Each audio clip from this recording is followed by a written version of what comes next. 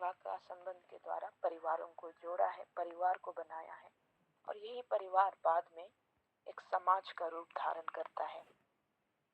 और उत्पत्ति 2:18 में हमने कई बातों को देखा कि मनुष्य का अकेला रहना अच्छा नहीं है। पुरुष और स्त्री एक दूसरे के लिए बनाए गए हैं, एक दूसरे को पूर्ण करते हैं, एक दूसरे के सहायक हैं, और उसके साथ में वे एक शरीर बनने के लिए बुलाए गए हैं और आशीष के लिए बुलाए गए हैं। और हमने इस बात को भी देखा कि परमेश्वर ने विवाह को पवित्र ठहराया है। इसका मतलब ये है कि परमेश्वर स्वयं इसे पवित्र मानते हैं और हम भी उसे पवित्र माने। और विशेष रूप से हम लोग एक वचन जिसको हम लोगों ने देखा जो हमें मिलता है,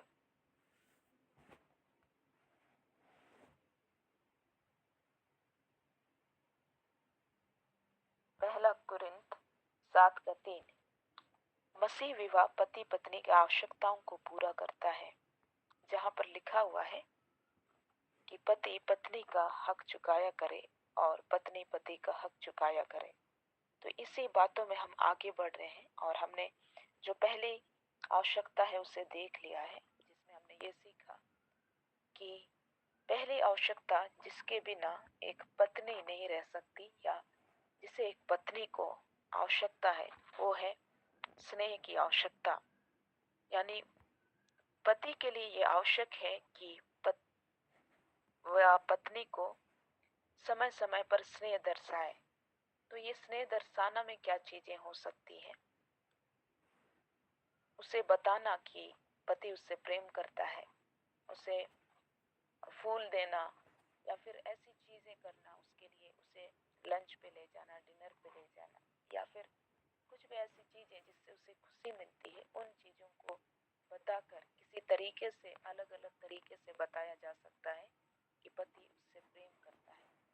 और पहली आवश्यकता जो एक पति की होती है, जिसे पति अपनी प्राथमिकता में सबसे ऊपर रखता है। पति की कई सारी आवश्यकताएं हैं, लेकिन उसके जो सबसे प्राथमिक हम कह सकते हैं या सबसे उच्च प्राथमिकता के स्तर पर जिसे पुरुष को आवश्यकता होती है, एक पति को आवश्यकता होती है, वो है यौन इच्छा संबंधी आवश्यकता। तो ये पत्नी की जिम्मेदारी है कि उस आवश्यकता को समझे, क्योंकि ये पुरुष की चाह नहीं है, लेकिन ये उसकी आवश्यकता है। और ये इसलिए है क्योंकि परमेश्वर ने उसे वंश को आगे बढ़ाने वाले के रूप में सृजा है। तो हमने इन सभी बातों को देख लिया है। आज हम लोग दूसरी आवश्यकता पर बात करेंगे। जो दूसरी आवश्यकता जो पति को होती है, पत्नी को होती है, उसको हम लोग देख लेते हैं।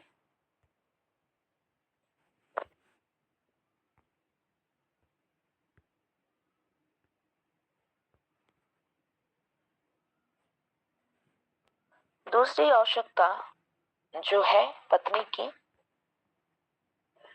वो है जिसके बिना वो रह नहीं सकती, या एक पति पत्नी के रिश्ते को आगे बढ़ाने के लिए जिस चीज की उसे जरूरत है, वो है अंतरंग बातचीत, या हम लोग इसको कह सकते हैं इंटीमेट कन्वर्सेशन। तो जब हम कहते हैं कि पत्नी को इसकी आवश्यकता है, तो पत्नी इस तरह नहीं चाहती कि केवल यस या नो का आंसर, जब क्वेश्चन आंसर वो नहीं करना चाहती है। आमतौर पर क्या होता है कि पत्नियां जब कुछ बताना चाहती है तो पति की ओर से यस या नो में आंसर मिलता है। तो महिलाओं को ये चीज पसंद नहीं है, वो इससे अधिक चाहती है। वो चाहती है कि पति उससे बातें करे और गहरी बातें करे, जो केवल एक पति पत्नी कर सकते हैं। और क्योंकि महिलाएं प्राकृतिक रूप से इस प्रकार बनाई गई है कि वे अपने आप को अभिव्यक्त करना चाहती है, अपने आप को एक्सप्रेस करना चाहती है। और ये भी चाहती है कि जब वो अपने आप को एक्सप्रेस करे, अपने आप को, अपने बातों को रखे, तो पति हो जो उसे सुनने वाला हो। तो पत्नी के मन में ये चाह होती है और पत्नी इस प्रकार से बनाई गई है, महिलाएं इस प्रकार से बनाई गई है।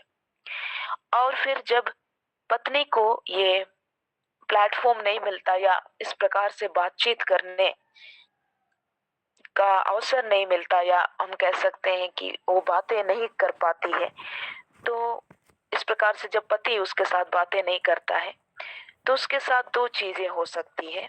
पहला तो ये कि वो किसी और को ढूंढती है जो उसके साथ अंतरंग बातें करे या गहरी बातें करे। या फिर यदि वो किसी और को नहीं ढूंढती है, तो वो धीरे धीरे उस दर्द को अपने अंदर महसूस करती है और उस दर्द में टूट जाती है। तो दोनों ही कंडीशन में या तो पत्नी दूसरे रिश्तों की ओर देखती है या दूसरे लोगों को खोजती है जहां पर वो अंतरंग बातें कर सके उसमें, या फिर अंदर ही अंदर टूट जाना। दोनों ही कंडीशन में जो विवाह है उस पर असर पड़ता है, जो विवाह का संबंध है पति के साथ उस पर असर पड़ने लगता है। रिसर्च में ये पाया गया है कि जो कपल, यानी कि वैसे जोड़े जो प्रेम में होते हैं, वे कम से कम एक सप्ताह में 15 घंटे तक बात कर सकते हैं। वो भी ऐसी बात जो मीनिंगफुल हो, जो अर्थपूर्ण बातें हैं वे कर सकते हैं, वैसे जोड़े जो प्रेम में होते हैं। और इसलिए जरूरी है कि पत्नी की इस आवश्यकता को पति के द्वारा पूरा किया जाना चाहिए, क्योंकि महिलाएं नेचुरली ऐसे ही बनाई गई है। और इस प्रकार से जब प्रभावशाली रूप से एक दूसरे के बीच में बातचीत होती है और अंतरंग बातें होती है, तो क्या होता है कि उनके बीच का जो भावनात्मक आवश्यकता है वो पूर्ण होता है। और इसके साथ ही जो कई सारे तनाव होते हैं, जो हो सकता है कुछ चीजों को करते हुए तनाव हो जाता है, या फिर घर की कुछ बातें हैं जहां पर दोनों को एक साथ काम करने हैं, इस तरह के जो तनाव होते हैं उसको समाधान करने में बहुत आसानी हो जाता है। मतलब इस तरह की बातचीत दोनों को ये प्रेरित करती है कि घर के जो छोटे छोटे प्रॉब्लम है या फिर उनके रिश्ते में कुछ भी गलतफहमियां आ गई है, तो वे सभी चीजें समाधान हो सके। और इसके साथ में इस प्रकार का जो प्रभावशाली बातचीत होता है पति पत्नी के बीच में, वो एक रिश्ते को भी सींचता है और रिश्ता जो है आगे बढ़ता है। अब ये जो बातचीत है उसका केंद्र क्या होना चाहिए?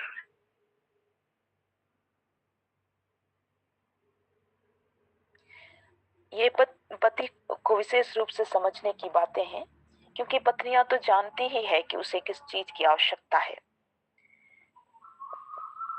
और यदि आप में से कोई पति पत्नी इस मीटिंग से जुड़ते हैं, तो मैं इस बात को जरूर बोलना चाहूंगी कि आप पति पत्नी होकर के इन सभी चीजों को सुने, ताकि आप दोनों ही एक पति और पत्नी दोनों की आवश्यकता को समझ सकें। इससे आप आशीषित होंगे, क्योंकि यदि पत्नी केवल इसे सुनेगी तो हो सकता है उसके मन में रहे कि हाँ मेरी आवश्यकताएं पूरी नहीं होती है, इस तरह की बातें। लेकिन अगर संभव होता है आप पति पत्नी होकर इसे सुन सकते हैं, तो अवश्य आप अपने लिए करें। हाँ, हम लोग बात कर रहे थे कि ये जो बातचीत है उसका केंद्र क्या होना चाहिए। इसमें मुख्य रूप से निजी बातें की जाती है, निजी अनुभव एक दूसरे को बताए जाते हैं और निजी भावनाओं के बारे में एक दूसरे के साथ बातें की जाती है। और इस प्रकार से जो भावनात्मक मजबूती है उसे एक रिश्ते में लेकर के आता है इस प्रकार की बातचीत। और पतियों के लिए ये जरूरी है कि जो भी चीजें उसके सामने आती है चैलेंज के रूप में या कुछ परेशानी के रूप में, तो इससे पहले कि वे दोस्तों से शेयर करें, उसे पत्नी से शेयर करने की कोशिश करनी चाहिए। जब रिश्ते की शुरुआत ही हो, उसी समय में इन बातों की कोशिश करनी चाहिए। इससे अगर ऐसा नहीं होता है तो ये एक प्रकार का भावनात्मक रूप से पत्नी को धोखा देने के समान होता है, और बाद में ये धीरे धीरे संबंधों को खराब करता है। इसलिए इससे पहले कि पति अपनी समस्याओं को दोस्तों के साथ शेयर करे, क्योंकि कई बार इस प्रकार देखा जाता है कि पति पत्नी शादी तो कर लेते हैं, लेकिन वहां पर उनके बीच में जो संबंध है वो सही से नहीं जुड़ पाता है, क्योंकि वे अन्य रिश्तों से अपने संबंध को नहीं तोड़े हैं। ठीक है, हम लोग इसको थोड़ा सा समझने की कोशिश करेंगे।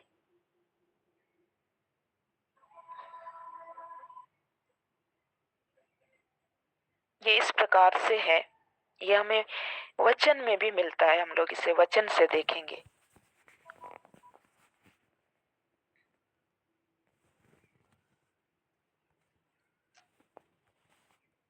थोड़ी देर वेट करिएगा।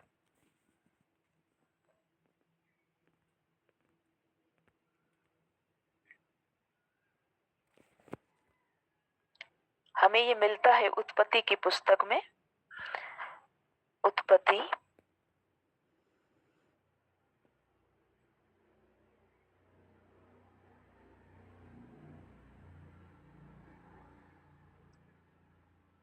रुकिए रुकिए, थोड़ा सा समस्या हो रहा है।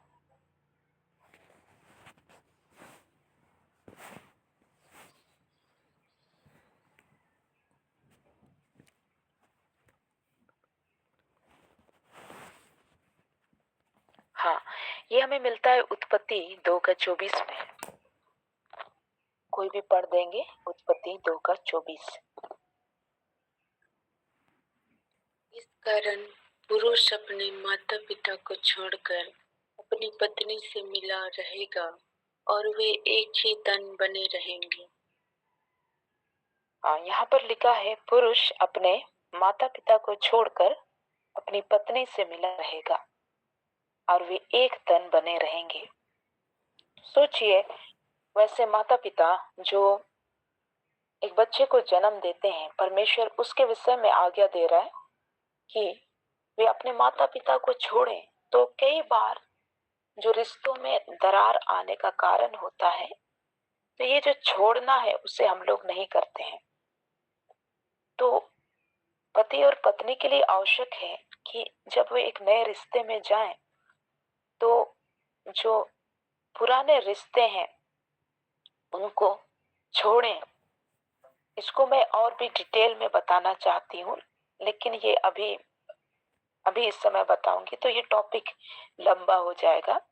लेकिन जो शॉर्ट में है अभी मैं बताती हूँ कि छोड़ना जो है वो कठिन हो सकता है।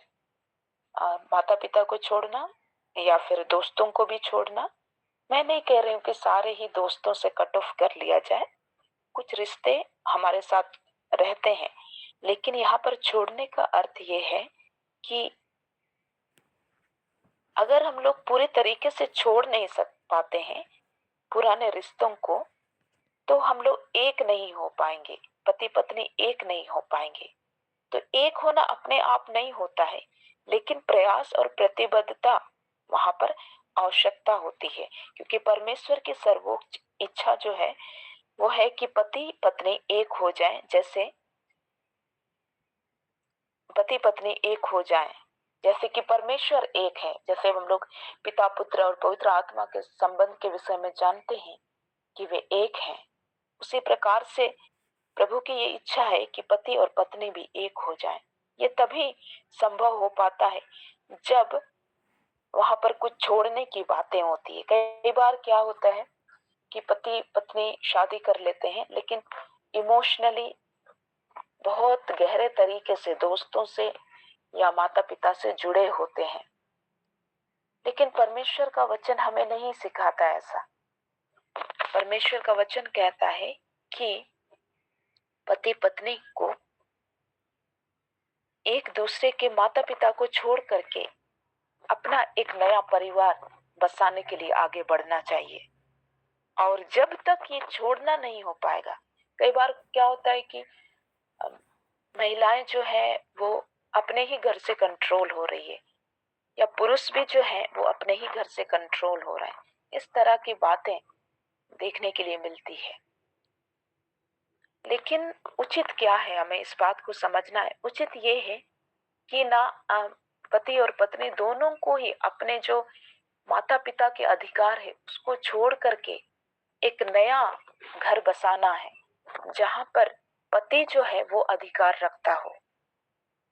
हाँ, जो सामूहिक परिवार होते हैं वहां पर ऐसी बातें संभव नहीं हो पाएंगी, हो सकता है, लेकिन फिर भी हमें इस बात को जानना है कि किस प्रकार परमेश्वर ने विवाह के संबंध को बनाया है।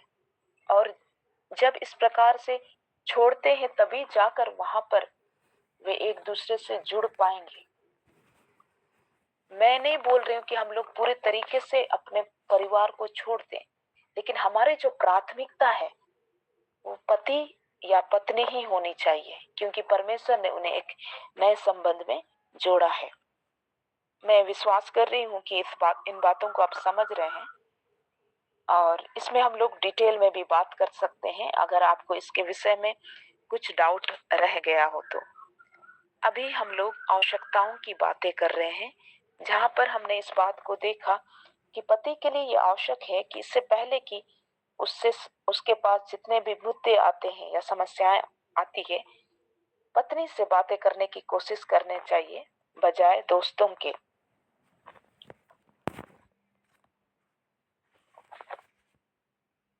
और कभी कभी कभी क्या होता है, पति पत्नी के बीच कुछ बातें होती है जो रिक्वेस्ट के रूप में रखी जाती है। तो वे जो रिक्वेस्ट है वो हमेशा रिक्वेस्ट के रूप में ही रखी जानी चाहिए। ऐसा नहीं होना चाहिए कि वो एक प्रकार का ऑर्डर बन जाए, वो एक प्रकार का आदेश बन जाए। तो इस बातों को भी ध्यान में रखना है। या फिर पति भी किन्हीं बातों को रखता है तो वो रिक्वेस्ट के रूप में रखे पत्नी के सामने, ना कि वो एक डिमांड के रूप में रखे। इससे संबंध अच्छे रहेंगे, खराब नहीं होंगे। और एक दूसरे का अनादर करना, एक दूसरे का अनादर करने से क्या होता है कि जो बातचीत होती है, जो गहरी बातें होती है, उसमें दरार पड़ता है, उसकी जो गुणवत्ता है उसमें कमी होती है। इसलिए जब पति पत्नी एक दूसरे से बातचीत करें या एक दूसरे के साथ चीजों को करें तो एक दूसरे का अनादर ना रख करें, इस बात को ध्यान देना चाहिए।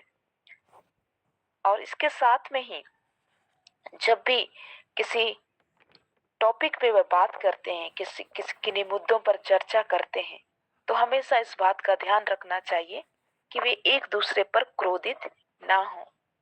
और ऐसा लगता है कि दोनों ही क्रोध की अवस्था में हैं, तो उन्हें उस समय में मुद्दों पर बातचीत करने से बचना चाहिए।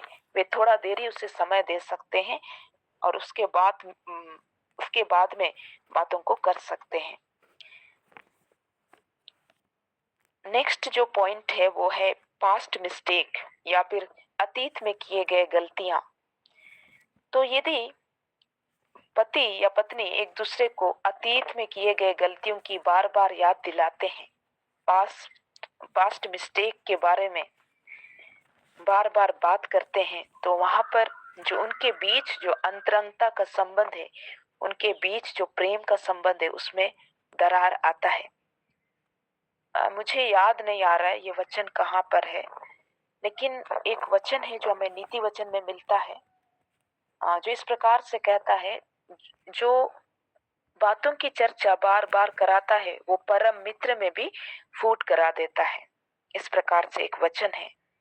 मैं जब इसको बोल रही हूँ तो मुझे वो याद आ रहा है, जो इसी बात सपोर्ट करता है कि पति पत्नी के बीच में ऐसा नहीं होना चाहिए कि वे एक दूसरे की अतीत की गलतियों को, पास्ट जो मिस्टेक है उसको एक दूसरे को बार बार याद दिलाएं।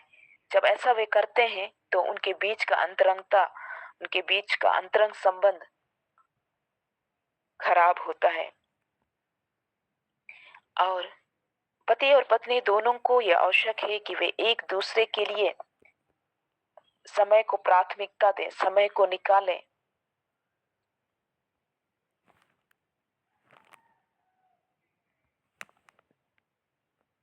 हाँ, यहाँ पर बहन डिस्प्ले कर रही है, जो दूसरे के अपराध को ढांप देता है वह प्रेम का खोजी ठहरता है, परंतु जो बात की चर्चा बार बार करता है वह परम मित्रों में भी फूट करा देता है। क्योंकि ये जो पास्ट मिस्टेक है उसकी चर्चा बार बार किया जाए तो इस प्रकार का जो घनिष्ठ संबंध है पति पत्नी के बीच में, उसमें भी दरार आ सकती है। इसलिए ये जरूरी है कि पति और पत्नी इस चीजों से बचें। हो सकता है आपको वो चीजें याद आ रही हो, हमें वो चीजें याद आ रही हो, लेकिन हम एक दूसरे को क्षमा करना सीखें, जैसे मसीह ने भी हमें क्षमा किया है। और मसीह जब हमें क्षमा किया है तो वो हमें बार बार याद नहीं दिलाता कि हमने पूर्व काल में कौन कौन से पाप किए थे, वरन वो हमें नई चीजों की ओर, नई जो आशाएं, नई जो प्रतिज्ञाएं हैं उनकी ओर लिए चलता है। वो कहता है कि पुरानी बातें बीत गई, देखो सब नया हो गया।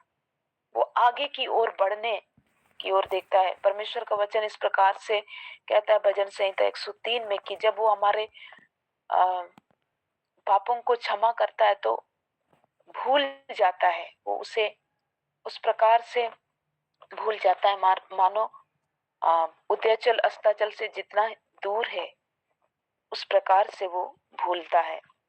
हाँ, यहाँ पर लिखा है उदयाचल अस्ताचल से जितनी दूर है उसने हमारे अपराधों को हमसे उतना ही दूर कर दिया है। तो हमें भी यदि हम इस प्रकार के सिद्धांतों को अपने वैवाहिक संबंध में लागू करें तो हम एक सफल वैवाहिक जीवन की ओर बढ़ सकते हैं।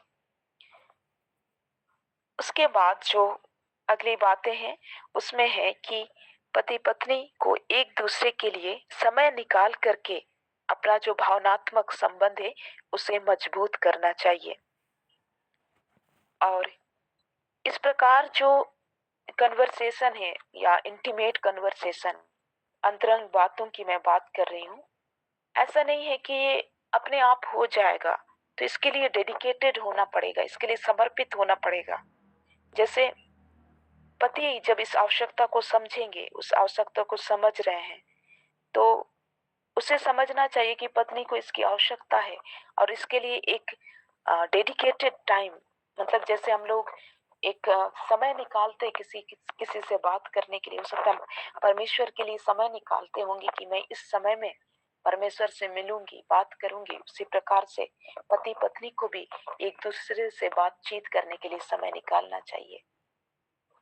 ठीक है, जैसे आभा सिस्टर की गवाही हम लोग सुन रहे थे, वो इस बात को कह रही थी कि जब उनके बीच में किसी प्रकार का समस्या आया तो उन्होंने बात करना बिल्कुल बंद कर दिया, ना फोन करते थे, पहले हमेशा कॉल करते थे, वो बोल रही थी।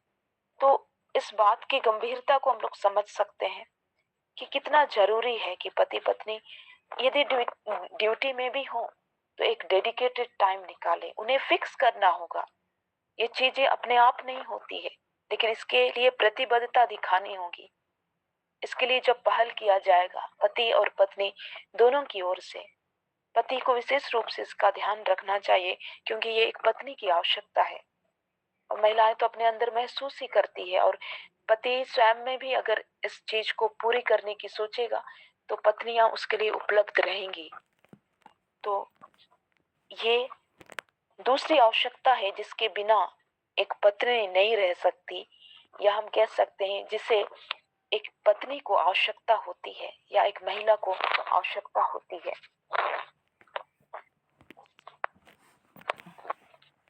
और दूसरी आवश्यकता के विषय में हम बात करेंगे पुरुषों से संबंधित। और जब हम पुरुषों के विषय में बात कर रहे हैं तो महिलाएं विशेष रूप से इसको ध्यान दे सकते हैं क्योंकि पति तो अपनी आवश्यकता जानते ही हैं। तो दूसरी आवश्यकता जिसके बिना पति नहीं रह सकता वो है मनोरंजन संबंधी आवश्यकता। ये पुरुष की जितनी भी आवश्यकताएं हैं उसमें ये दूसरे नंबर पर आती है, जहां पर उसकी आवश्यकता मनोरंजन से संबंधित है। और जैसे पतियों को का जो रूटीन होता है थोड़ा अलग होता है।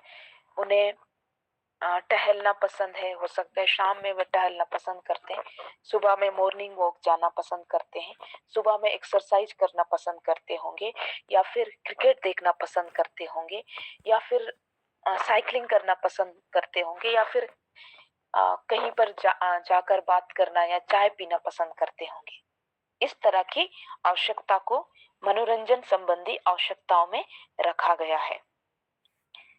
तो ज्यादातर महिलाएं जो है वो पति की इस आवश्यकता को नहीं पहचान पाती है, और लेकिन महिलाओं के लिए ये जरूरी है, पत्नी के लिए ये जरूरी है कि पति की इस आवश्यकता को समझे।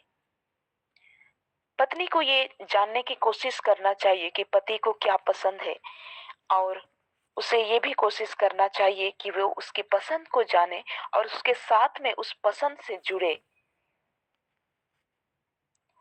ऐसा भी हो सकता है कि पत्नी को वो चीजें करना पसंद ना हो। जैसे कई बार देखा गया है कि पत्नी क्रिकेट देखना ही नहीं जानती है, तो कैसे वो क्रिकेट देखते समय पति के साथ जुड़ेगी। लेकिन पत्नी जब इस आवश्यकता को समझेगी तो वो क्या कर सकती है, वो उसके बारे में पूछ सकती है कि ये क्या होता है, हम नहीं जानते हैं। इस प्रकार से धीरे धीरे जब पति जानेगा कि ये इसमें इंटरेस्ट ले रही है, तो वो भी अपनी ओर से उन बातों को कहेगा, और पत्नी भी उस चीज में इंजॉय करेगी जब वहां पर चीजों के बारे में जानेगी, चाहे वो क्रिकेट हो, एक्सरसाइज हो, या फिर अन्य प्रकार की, जैसे हो सकता है गिटार बजाना, कई सारी चीजें हो सकती है। इस प्रकार की चीजों में जब पत्नी भी, हो सकता है उसको एक भी इंटरेस्ट नहीं हो और एक भी जानकारी भी नहीं हो, लेकिन तब भी वो उसे ज्वाइन करने का कोशिश करना चाहिए, उसके बारे में पूछना चाहिए कि पति उसे बताए कि ये क्या होती है। और जब ऐसा होगा तो पति और पत्नी जो मनोरंजन संबंधी आवश्यकता है या मनोरंजन संबंधी समय होगा उसमें भी एक दूसरे के साथ जुड़ेंगे, और इस प्रकार की जो साझा रूप से एक्टिविटी होती है वे रिश्ते को भावनात्मक रूप से बहुत मजबूत करते हैं। और लेकिन जब ऐसा भी देखा गया है कि जब पत्नियां जो है इस आवश्यकता को नहीं समझती और उसमें भाग लेना बंद कर देती है, जो पति जिन एक्टिविटी को कर रहा है उसमें भाग लेना बंद कर देती है, तो क्या होता है, पति जो है अपने अंदर एक प्रकार का निराशापन महसूस करने लगता है, और उसको एक प्रकार का अपने अंदर एक कमी महसूस होने लगती है। एक एक पार्टनर की कमी महसूस होने लगती है, और कई बार देखा गया है कि इस प्रकार जब होता है तो पति अपने दोस्तों की ओर मुड़ता है। तो पति और पत्नी को विशेष रूप से इस आवश्यकता का भी ध्यान रखना है, और पति भी इस बात को समझे कि वे पत्नी के साथ ही इस प्रकार की एक्टिविटी को कर सकें। तो जब ऐसा होता है तो रिश्ते मजबूत होते हैं, और इस प्रकार की छोटी छोटी चीजों से विवाह के संबंध को बहुत अच्छा किया जा सकता है। और जब इस प्रकार की शेयर एक्टिविटीज नहीं होती है, साझा रूप में या मिलकर काम नहीं होते हैं, तो अन्य लोगों का जगह वहां पर आ जाता है, या फिर अन्य लोग नहीं भी आते हैं तो वे एकांत में उस चीज को करना शुरू करते हैं, और इस प्रकार से जो संबंध है उतने मजबूत नहीं होने लगते हैं जितने होने चाहिए। तो इस प्रकार हमने देखा कि, और जैसे मैं इस बात को बोल रही थी कि जिस प्रकार से डेडिकेटेड टाइम निकालना चाहिए बातचीत करने के लिए, उसी प्रकार से पत्नियों को भी इस बात की ध्यान रखना चाहिए कि इसके लिए एक डेडिकेटेड टाइम निकाले। मतलब हो सकता है घर का काम भी करना होता होगा, लेकिन उसके बीच में भी वो जब इस आवश्यकता को समझती है तो उसे एक समय देना होगा। और इस प्रकार से जब वे एक दूसरे के साथ समय को बिताएंगे तो उनके बीच में संबंध बहुत अच्छा होने लगेगा। तीसरी आवश्यकता जो एक पत्नी की है वो है कि, या जिसको उसकी आवश्यकता होती है कि वो अपने पति पर पूरे तरीके से भरोसा करना चाहती है, पूरे ईमानदारी से और एक खुले रूप से, स्वतंत्र रूप से वो भरोसा करना चाहती है।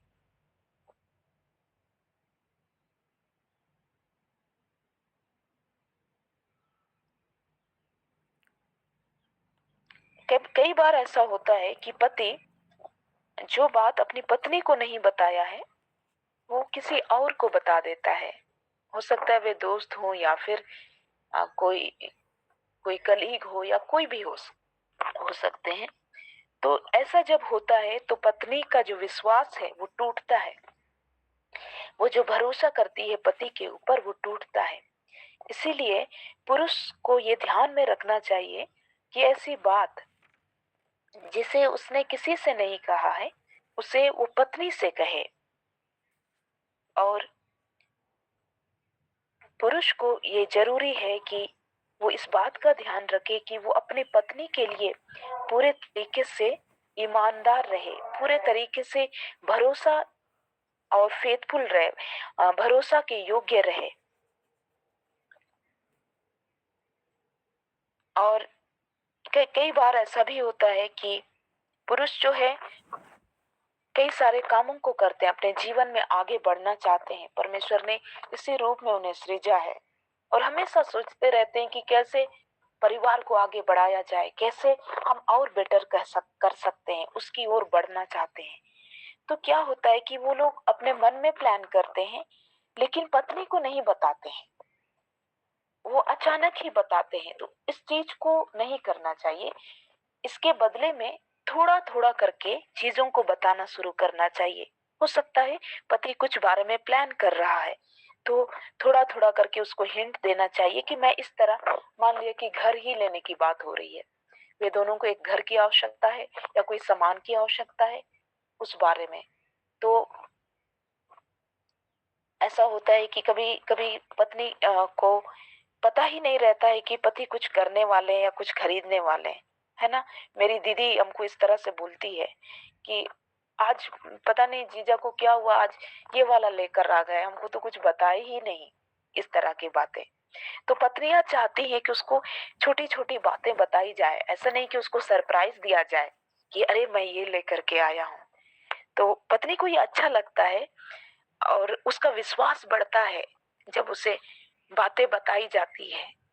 ऐसा नहीं कि सब चीज, लेकिन आप लोग समझ रहे होंगे इस बात को कि जो भी पति प्लान करता है सरप्राइज देने के बजाय उसे पत्नी के साथ रखेगा तो वो पत्नी के भरोसे को और भी अधिक ले सकता है और इससे संबंध मजबूत होंगे। कई बार होता है कि कुछ प्रोजेक्ट पे काम कर रहे हैं पति, या फिर हो सकता है कि किसी चुनौतियों का सामना कर रहे हैं और पत्नी को उसके बारे में कुछ पता ही नहीं है।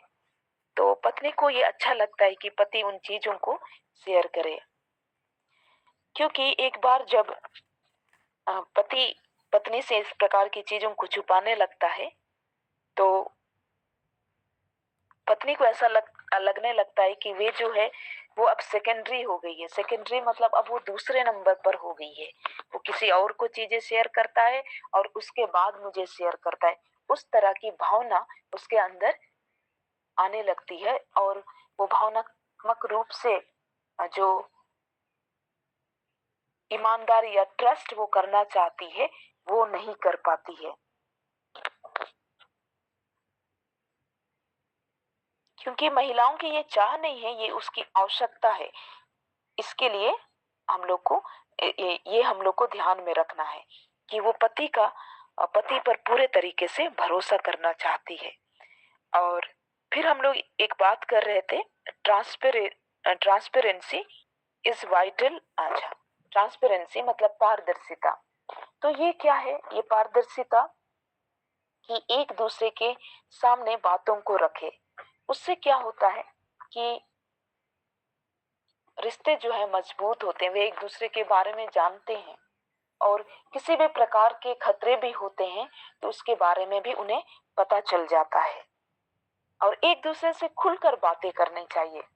पति और पत्नी के बीच में पारदर्शिता होनी चाहिए। ऐसा नहीं है कि कुछ बातों को छुपाया जाए। अपारदर्शिता जैसी वहां कोई बात नहीं होनी चाहिए, क्योंकि जब ऐसा होने लगता है कि वहां से रिश्ते खराब होते हैं।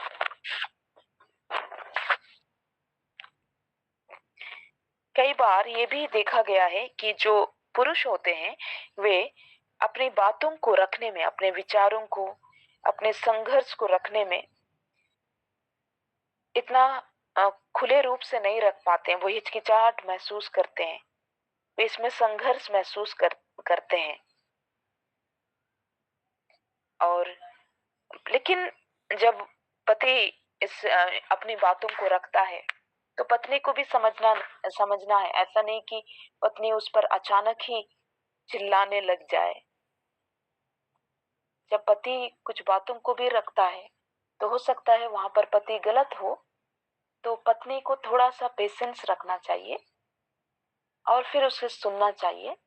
क्योंकि अगर बार बार ये चीजें रिपीट होंगी कि पति अपनी बातों को रख रहा है और पत्नी तुरंत रिएक्ट कर रही है, तो क्या होगा? पति और भी संघर्ष महसूस करेगा। पुरुष जो है इसमें संघर्ष महसूस करते ही हैं। वे अपनी बातों को पत्नी के सामने उतना खुलकर नहीं रख पाते हैं। फिर उसमें से अगर पत्नी का रिएक्शन उस रूप में आता है तो पत्नी अ, तो पति जो है और भी अधिक संघर्ष महसूस करता है और धीरे धीरे अपनी बातों को कहना भी बंद कर सकता है। और जैसे मैं इस बात को बोल रही थी कि पत्नी चाहती है कि वो पूरे तरीके से पति पर भरोसा करे, और ऐसा नहीं होता है। बार बार ये चीजें, इस चीज की कमी पति से दिखने लगती है, जहां पर वो भरोसा को खोए या चीजों को छुपा कर रखे, या अचानक ही किसी चीज को बता दे, या फिर पत्नी ये पाए कि हमको तो ये बताया नहीं, उसको तो बताया, उसको क्यों बताया, हमको पहले बताना चाहिए। उस तरह की भावना अगर उसके अंदर आने लगती है तो फिर वो अकेलापन महसूस करने लगती है और भावनात्मक रूप से वो डिस्कनेक्ट महसूस करती है। भावनात्मक रूप से जो दरार है वो महसूस करती है। वहां पर एक प्रकार का दरार बनने लगता है, क्योंकि वो पति पर भरोसा नहीं कर पा रही है। तो ये जो पॉइंट है थोड़ा लंबा है।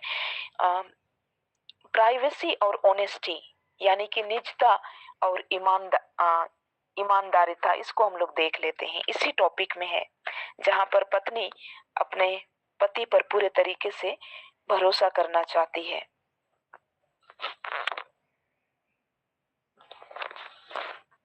कई बार ऐसा कहा जाता है कि पति पत्नी के बीच में यदि ईमानदारी रहे तो वो निजता को समाप्त करता है, इस प्रकार समझा जाता है। लेकिन ऐसा नहीं है।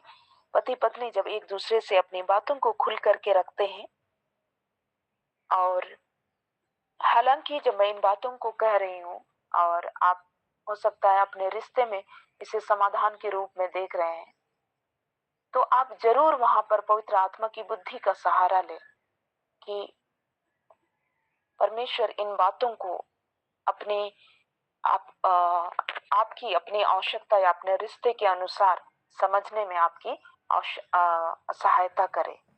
अब प्रभु की बुद्धि को मांग करके इन चीजों को डायरेक्टली अप्लाई करने के लिए आगे बढ़ें। आप जरूर प्रभु से पूछे कि प्रभु ये बातें मैंने सीखी, इसे मैं किस प्रकार से लागू कर सकती हूँ। वहां पर जैसी चीजें हैं उसके अनुरूप किया जाना चाहिए। प्रैक्टिकली आप वहां पर मौजूद होंगे तो आप उस चीजों को समझेंगे कि जितनी बातें कही जा रही उसको मैं अपने रिश्ते में कैसे लागू करूंगी। कई बार हम लोग नहीं समझते हैं बुद्धि की बातों को, और चीजों को गड़बड़ करते हैं। तो कोई भी बुद्धि की बातें या ऐसी बातें बताई जाती है तो हमें ये भी देखना चाहिए कि मैं अपने रिश्ते में, मेरा संबंध, मेरा जो रिश्ता है अभी इस अवस्था में है, मैं यहाँ पर इसे कैसे लागू करूंगी। निश्चय परमेश्वर का आत्मा हमारी सहायता करता है। और जब एक दूसरे से बातों को छुपाना शुरू करते हैं तो क्या होता है, उससे ट्रांसपेरेंसी जो है वो समाप्त होने लगती है, पारदर्शिता नहीं रह जाती है और अन्य प्रकार की जो गुप्त रूप से समस्याएं हैं, ऐसे जो सीक्रेट प्रॉब्लम है वो आने लगते हैं, क्योंकि पति को पत्नी के बारे में नहीं पता है, पत्नी को पति के बारे में नहीं पता है, तो वहां पर अन्य समस्याएं आने लगती है। दोनों ही एक दूसरे को पूरे तरीके से नहीं जान रहे हैं, पारदर्शिता नहीं है, तो एक दूसरे के लिए सलाह या मार्गदर्शन नहीं कर पाएंगे।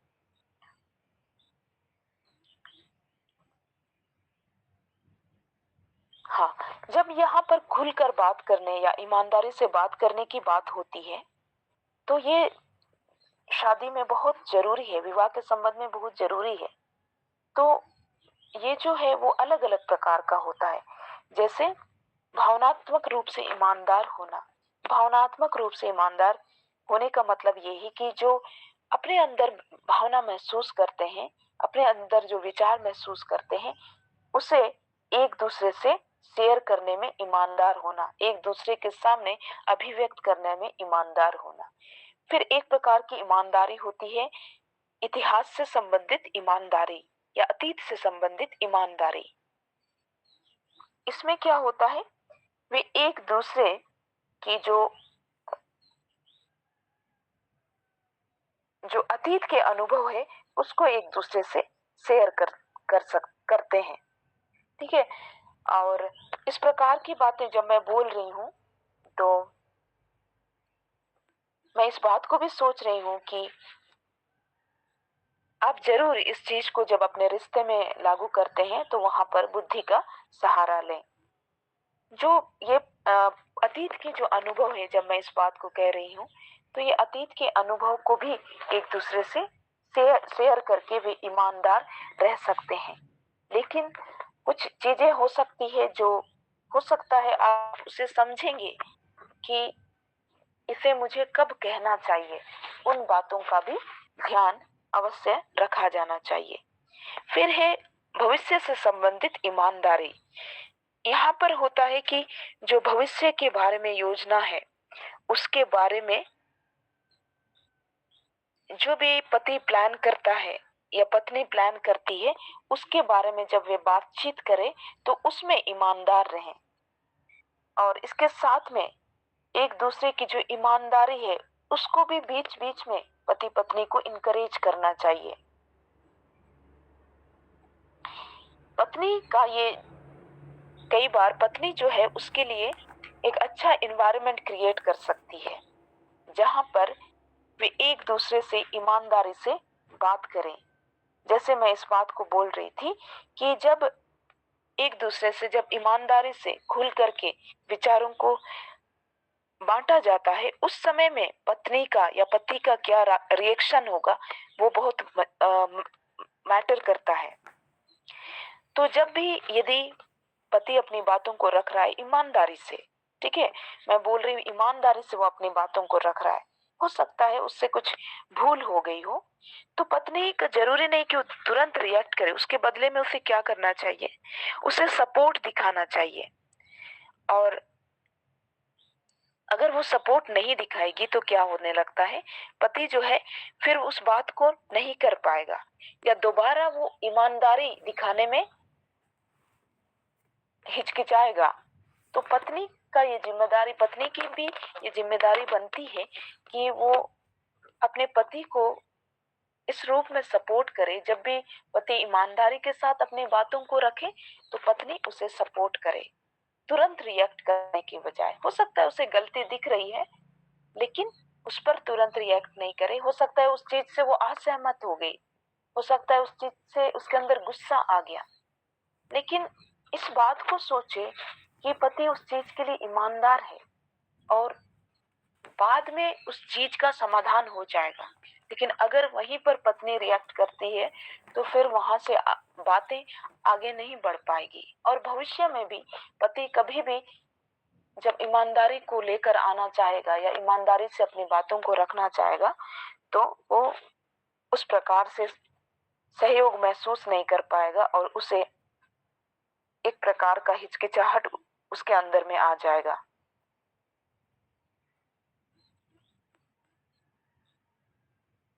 और इस प्रकार से जब पत्नी बार बार सपोर्ट दिखाएगी और नेगेटिव रिस्पॉन्स नहीं करेगी तो ये चीज बार बार होगा और पति के अंदर से इस प्रकार का डर समाप्त हो जाएगा कि पत्नी जो है वो रिएक्ट करेगी या नकारात्मक रूप से मेरे साथ बर्ताव करेगी। उस बात का डर जब उसके अंदर से समाप्त हो जाएगा तो अपनी बातों को खुल करके रख पाएगा।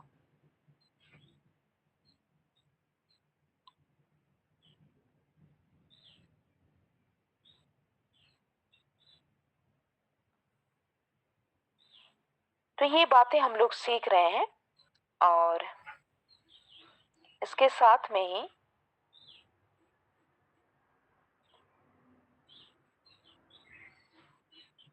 ओके, थोड़ी देर रुक जाइएगा।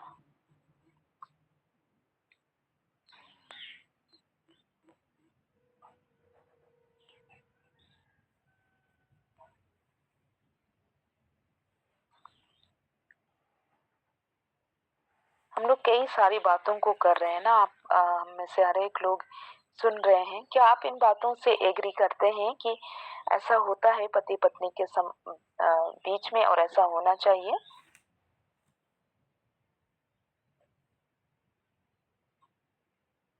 धन्यवाद आप लोगों की रिप्लाई के लिए। प्रभु आप लोगों को आशीष करे।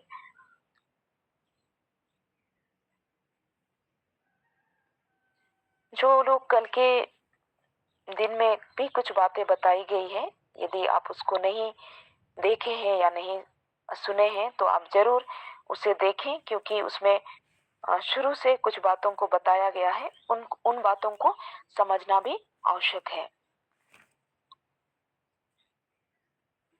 तो हम लोग इस समय में खुलेपन और ईमानदारी के बारे में बात कर रहे हैं।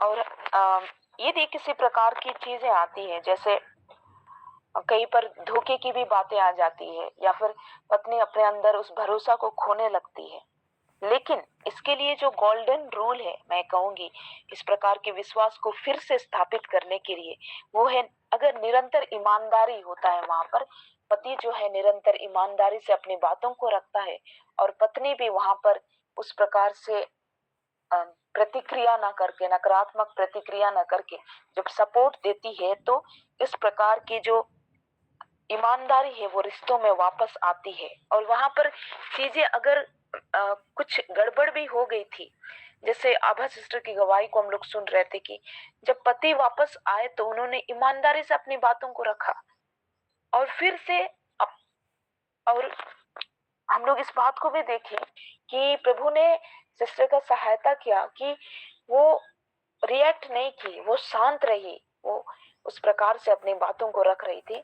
और उसके बाद क्या हुआ, वो दोनों एक दूसरे से प्रेम से बातें किए और हो सकता है बाद में उन चीजों के बारे में उन्होंने डिटेल में बात किया होगा, लेकिन सबसे इम्पोर्टेंट जो चीज था वो था सिस्टर का रिएक्शन। वो नकारात्मक रूप से वहां पर प्रतिक्रिया नहीं की, लेकिन उसने सकारात्मकता से बातों को आगे बढ़ाया और परमेश्वर ने उसमें उसकी सहायता की, क्योंकि वो इतने समय से परमेश्वर में उस आशा को रख रही थी, परमेश्वर के द्वारा उस संबंध को ठीक करने की कोशिश कर रही थी। तो हो सकता है हमारे बीच में भी कई बार ऐसा हो सकता है पति पत्नी के बीच में कि उस भरोसा को पत्नी महसूस नहीं कर पा रही है, उस भरोसा को नहीं देख पा रही है, नहीं कर पा रही है। तो परमेश्वर पर भरोसा रखना चाहिए, प्रार्थना के साथ उन विषयों को प्रभु के पास रखना चाहिए। और जब वैसा करेंगे तो पति बातों को रखता है, तो वहां पर प्रतिक्रिया भी बहुत महत्वपूर्ण है। और जब बार बार ऐसा होता है, बार बार पति ईमानदारी दिखाता है, तो पत्नी वापस फिर से उस भरोसे को अपने पति पर करने लगती है और इससे रिश्तों में सुधार होता है। हाँ, नेक्स्ट आवश्यकता हम लोग देख लेते हैं। ये पति की आवश्यकता है जिसके बिना एक पति को असहज महसूस हो सकता है, और वो आवश्यकता है शारीरिक आकर्षण। पति चाहता है कि महिलाएं जो है या पत्नी जो है वो शारीरिक रूप से आकर्षण हो, मतलब उसमें शारीरिक आकर्षण हो या शारीरिक रूप से वो आकर्षित दिखे। ठीक है, तो महिलाओं के मन में ये हो सकता है कि मैं तो सुंदर नहीं दिखती हूँ, मैं कैसे अपना आकर्षण बनाए रखूंगी। लेकिन यहाँ पर आकर्षण कहने का मतलब ये नहीं है कि आप बहुत सुंदर हो देखने में। आकर्षण कहने का मतलब इसमें और भी कुछ बातें हैं जो अभी हम लोग देखेंगे। तो हो सकता है पत्नी के लिए ये चीजें इतनी मायने नहीं रखती है, और लेकिन हम लोग इस बात को पहले ही देख चुके हैं कि पति और पत्नी की सृष्टि अलग अलग रूप में हुई है। तो पति के लिए जो है या एक पुरुषों के लिए जो है शारीरिक बातें बहुत मैटर करती है। देखिए, ये भी जो आवश्यकता है वो भी शरीर से ही संबंधित है। इससे पहले की जो दोनों आवश्यकताएं थी, चाहे वो मनोरंजन संबंधी आवश्यकता या फिर यौन इच्छा संबंधी आवश्यकता, दोनों ही आवश्यकता शरीर से ही संबंधित थी, क्योंकि वो इसी प्रकार से डिजाइन किए गए हैं, इस बात को समझना है। लेकिन जब हम लोग महिलाओं की आवश्यकता की बात कर रहे हैं तो एक चीज हमें कॉमन दिख रहा है, वो है भावना से संबंधित आवश्यकता। उसकी जो विचार है, उसके अंदर जो भावनाएं उठती है उससे संबंधित उसकी ज्यादातर आवश्यकताएं हैं। मूल यही है कि पति की आवश्यकताएं अधिकतर शरीर से जुड़ी है और पत्नी की आवश्यकताएं अधिकतर भावना से जुड़ी है। और जब हम इस रूप में समझते हैं पति और पत्नी को तो हम समझ पाएंगे कि हमें प्रैक्टिकली क्या करना चाहिए। तो हर एक पति चाहता है कि उसकी जो पत्नी है वो हमेशा उसे आकर्षित करे, या वो उस रूप में दिखे, वो शारीरिक रूप से आकर्षित दिखे। क्योंकि हम लोग इस बात को भी देख रहे थे कि पुरुष जो है वो दृश्य जब वो दृश्य रूप से चीजों को देखते हैं, विजुअली देखते हैं, तब वो ज्यादा आकर्षित होते हैं। तो पत्नी को भी जब वो देखते हैं तो पत्नी को इस रूप में रहना चाहिए कि वो अपने आकर्षण को बनाए रखें। लेकिन जब हम लोग ये आकर्षण की बात कर रहे हैं तो ये सुंदरता से अलग है, मतलब सुंदरता से परे है। परे मीन्स नहीं, सॉरी, सुंदरता के अलावा भी इसमें कुछ और चीजें शामिल है। ठीक है, जैसे पत्नी अपना ख्याल रख सकती है, अपने आप को आकर्षण बनाए रखने के लिए वो अच्छे कपड़े पहन सकती है, अच्छे कपड़े पहन सकती है। ऐसा नहीं कि शादी हो गया तो मैं जैसे भी रहूं। कई बार ये देखा जाता है कि शादी होने के बाद पत्नियां अपने शरीर का उतना ख्याल नहीं रख रही है, या फिर हो सकता है अपने ड्रेसिंग का इतना ख्याल नहीं रख रही है। लेकिन इस चीज को हमें जानना है, इस साइकोलॉजी को हमें जानना है जो पुरुष के अंदर है, कि वे चाहते हैं कि पत्नी हमेशा आकर्षित दिखे। जैसे हमेशा बाल बना करके रखना और इस प्रकार से रहना कि पति के लिए वो हमेशा आकर्षण का कारण हो शारीरिक रूप से। और पति को हमेशा लगे कि हाँ, इसमें अब भी कुछ बात है, अब भी इसमें आकर्षण है, अब भी इसमें कुछ बात है जो मुझे इसके साथ में हमेशा बने रहना चाहिए। इस प्रकार की बातें।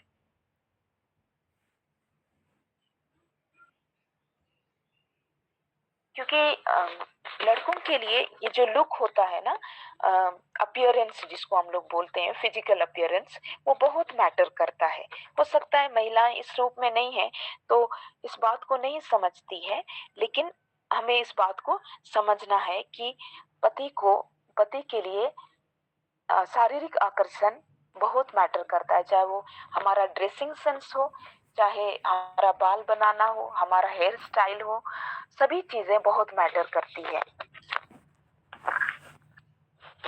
जैसे कि कभी कभी क्या होता है कि कुछ प्रैक्टिकल एडवाइस इसी के अंदर है, कुछ प्रैक्टिकल स्टेप जिससे पत्नी अपना आकर्षण बनाए रख सकती है। यदि वेट कंट्रोल, ठीक है, यदि वजन बहुत बढ़ गया है और अनावश्यक वजन बढ़ रहा है तो पत्नी उसे कंट्रोल कर सकती है। ये नहीं कि इन बातों को एक दबाव के रूप में लेना है, लेकिन पति की ये आवश्यकता है उस रूप में लेना है। तो अपने वजन को नियंत्रित रख सकती है और उसके साथ में हेल्दी, जो अपने हेल्थ को बनाए रखने के लिए, अपना अच्छा स्वास्थ्य को बनाए रखने के लिए वो एक्सरसाइज कर सकती है, या फिर जो भी खान पान की चीजें हैं उसमें सावधानी बरत सकती है, ताकि जो अनियंत्रित वजन बढ़ रहा है वो ना हो, लेकिन शरीर भी मजबूत रहे और स्ट्रोंग रहे। इस प्रकार वो एक्सरसाइज कर सकती है। फिर वो मेकअप कर सकती है, मेकअप का प्रयोग कर सकती है और पति के लिए कर सकती है मेकअप का प्रयोग, क्योंकि पति को इसकी आवश्यकता है। वो चाहता है कि उसकी पत्नियां आकर्षण दिखे, तो कम से कम जो मेकअप है, जो मिनी, हो सकता है आप ऐसे लोग होंगे जो एकदम भी मेकअप, मतलब नो मेकअप पॉलिसी वाले लोग हो सकते हैं। हम कई बार ऐसे भी हैं महिलाएं एकदम नो नो मेकअप पॉलिसी, या जीरो मेकअप पॉलिसी जिसको बोलते हैं, कि एकदम ही मेकअप नहीं करते हैं। लेकिन क्योंकि यहाँ पर एक दूसरे की आवश्यकता को पूरी करने की बात हो रही है, इसलिए कुछ चीजें हमें करनी चाहिए जहां पर कम से कम उस पति की आवश्यकता पूरी हो जिसके साथ में आपका विवाह का संबंध है। और छोटी छोटी चीजों को कर सकती है, हेयर स्टाइल अच्छे से बना सकती है, या फिर अपने स्तर पर जो भी होता है मेकअप का कुछ सामान यूज कर सकती है जो उसे आकर्षक बनाता हो। और हो सकता है पति को एक खास तरह का हेयर स्टाइल पसंद हो तो उस प्रकार का हेयर स्टाइल रख सकती है, और हो सकता है पति को एक खास प्रकार का रंग पसंद हो तो उस प्रकार के रंग के वो वस्त्र पहन सकती है।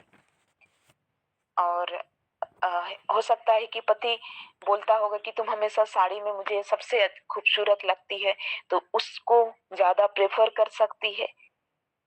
इस प्रकार की बातें इसमें पाई जाती है। और उसके साथ में जब स्लीप वियर, मतलब जो नाइट का जो ड्रेस होता है वो भी अट्रैक्टिव होना चाहिए। ये बातें भी इसमें प्रैक्टिकल स्टेप में आती हैं। और उसके साथ में पर्सनल हाइजीन, जो हाइजीन है, जैसे नहाना धोना, ये सब चीजों को भी ध्यान में रखना चाहिए। ये केवल पति के लिए भी ये चीज हो सकता है, केवल पत्नी के लिए नहीं है, दोनों ही को पर्सनल हाइजीन भी रखना चाहिए। पर्सनल हाइजीन जब वे रखते हैं तो एक दूसरे के लिए वे ज्यादा आकर्षक लगेंगे, यानी कि साफ सुथरा रहना। और ज्यादा साफ सुथरा रहने को जब हम लोग प्राथमिकता देते हैं, और जैसे हेयर कट करके रखना, या फिर अगर बहुत ज्यादा बाल ही पक जा रहे हैं, ठीक है, तो उसको कलर भी कर सकते हैं। हो सकता है पति को ऐसा अच्छा लगता होगा, तो इन बातों को आप अपने रिश्ते के हिसाब से समझेंगे कि वहां पर पति को क्या आवश्यकता है, ठीक है। और इस प्रकार से जब अट्रैक्टिवनेस रहता है तो उनके बीच में अंतरंग संबंध भी बनते हैं। वहां पर वैसा माहौल बनता है जहां पर एक दूसरे से मिल सके, शारीरिक रूप से एक दूसरे से मिल सके, जहां पर वे शारीरिक रूप से एक दूसरे से आकर्षित महसूस करेंगे, और उसके लिए उन्हें ज्यादा कुछ करना नहीं होगा। तो पत्नी को इन बातों का ध्यान रखना चाहिए। और इस प्रकार से जब महिलाएं अपने आप को शारीरिक रूप से आकर्षित रखती है तो ना केवल ये पति की आवश्यकता को पूरा करता है, लेकिन उसके साथ में पत्नी भी स्वयं में एक आत्म सम्मान को महसूस करती है, आत्म सम्मान को महसूस करती है। इस प्रकार से ये जो शारीरिक आकर्षण की हम लोग बात कर रहे हैं जो पति को चाहिए, तो इसमें महिलाओं को विशेष रूप से ध्यान देना चाहिए। और पति भी जहाँ पर पर्सनल हाइजीन की बात होती है, साफ सुथरा रहने की बात होती है, वहां पर तो दोनों ही को इस चीज को ध्यान देना चाहिए। और इस प्रकार की बातें होती है तो जब शारीरिक रूप से वे एक दूसरे के प्रति आकर्षण महसूस करते हैं तो वे एक दूसरे से और अधिक भावनात्मक जुड़ाव भी महसूस करते हैं। हम लोग इस चीज को कल्पना कर सकते हैं कि हो सकता है पति जो है एक लंबे काम के बाद घर लौट रहा है, ठीक है, शाम में लौट रहा है दिन भर का काम के बाद, और उसके बाद में वो सोच रहा है कि अरे हम जब जाएंगे तो मेरी पत्नी कितनी सुंदर दिखेगी या किस प्रकार से दिखेगी, और जब वो ऐसा नहीं पाता है तो उसे अच्छा नहीं लगेगा। मतलब इसीलिए जब भी समय होता हो सकता है बहुत बिजी ही रह रहे हैं लड़कियां, लेकिन फिर भी वो अपने लिए समय निकाल सकती है थोड़ी देर, कम से कम ऐसा कि जब पति आए तो जब उसे देखे तो वो उसके प्रति आकर्षण महसूस करे। तो जब वो ऐसा देखता है कि पत्नी अच्छा आकर्षित उसे कर रही है, अच्छी दिख रही है, साफ सुथरी दिख रही है, तो उसके अंदर एक प्रकार का खुशी भी होता है, और वो हमें उस प्रेम संबंध के प्रति और भी आकर्षण महसूस करता है।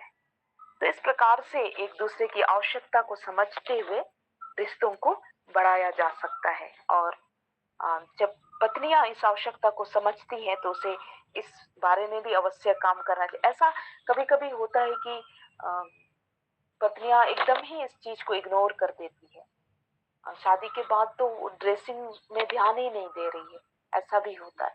तो आज हम लोग जब इन बातों को जान रहे हैं तो ये भी बातें बहुत महत्वपूर्ण रखती है, विशेषकर पुरुषों के लिए। और जब ये बातें होती है, ये आवश्यकताएं पूरी होती है, तो शारीरिक आवश्यकता है, लेकिन उसके अंदर क्या, उसके उसके कारण क्या होता है, पुरुष जो है वो भावनात्मक रूप से महिला से जुड़ने में और सुविधाजनक महसूस करते हैं, और इस प्रकार से उनके बीच में अच्छा रिश्ता बनता है, या रिश्ता जो है वो मजबूत होता है। उसमें कुछ ऐसी बातें होती है जहां पर वे दोनों एक दूसरे के साथ अ, अच्छा महसूस करते हैं। प्रभु हम सभी को आशीष करे। हम लोग आज बहुत समय भी ले लिए हैं, और मैं विश्वास कर रही हूँ कि आप सभी लोग इन बातों को समझ रहे हैं, और परमेश्वर का आत्मा हमें से हर एक के भीतर है, हमें से हर एक की सहायता करे इन बातों को व्यक्तिगत रूप से भी समझने में। प्रभु आपको आशीष करे। आमीन। धन्यवाद सिस्टर जी। हम लगातार कल से पति पत्नी के बीच विषय में सीख रहे हैं, तो हम सबों के लिए बड़ी आशीष का कारण रहा है, और आपका भी बहुत बहुत धन्यवाद करती हूँ। परमेश्वर पिता आपको और भी बहुत तायत के साथ इस्तेमाल करें। आगे हम प्रार्थना में विषय है